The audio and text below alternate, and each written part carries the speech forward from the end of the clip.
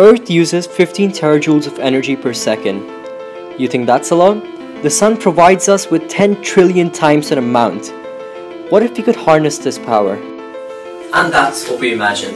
A future where the predominant space service is a production of electricity. But that's only part of its use. This service also has the capability of solving one of the most pressing problems of the 21st century, and that is global warming. Our scheme involves a structure placed in a geosynchronous orbit rather than at the L1 point as previously suggested. This structure will absorb the sun's radiation and convert it to electricity. Accounting for the fact that a geosynchronous orbit is much closer to the Earth than L1 and that it would cover the Earth for only 1% of the time, we figured out that the structure would need to be around 1000 kilometers by 1000 kilometers to be able to block enough of the insolation. 97.5% of this will be just wire mesh to reflect the radiation and just 2.5% solar panels to generate electricity.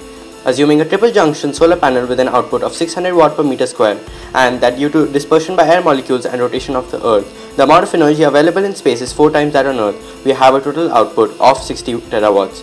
Since the transmission apparatus has an overall efficiency of about 25%, the final output comes to 15 terawatts, exactly as much as is required.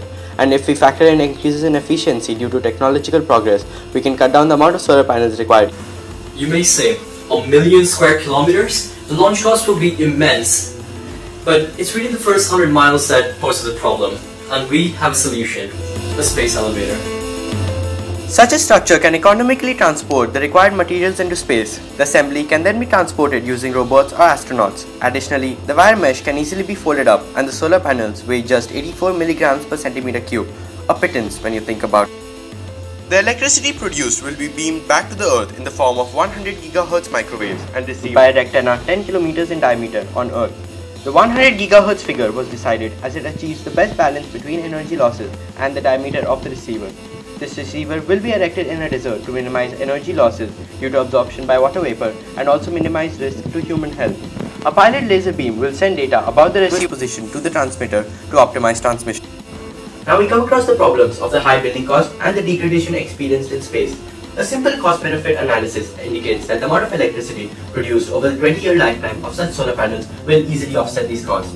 Moreover, this scheme will not only eliminate the need for fossil fuels, but also lower temperatures on Earth, correcting problems such as desertification, droughts, flooding, climate change, etc. The short-term costs are a small price to pay for solving two of the most pressing problems that the human race faces today. It might seem far-fetched and impractical today, but it can be a reality in the near future.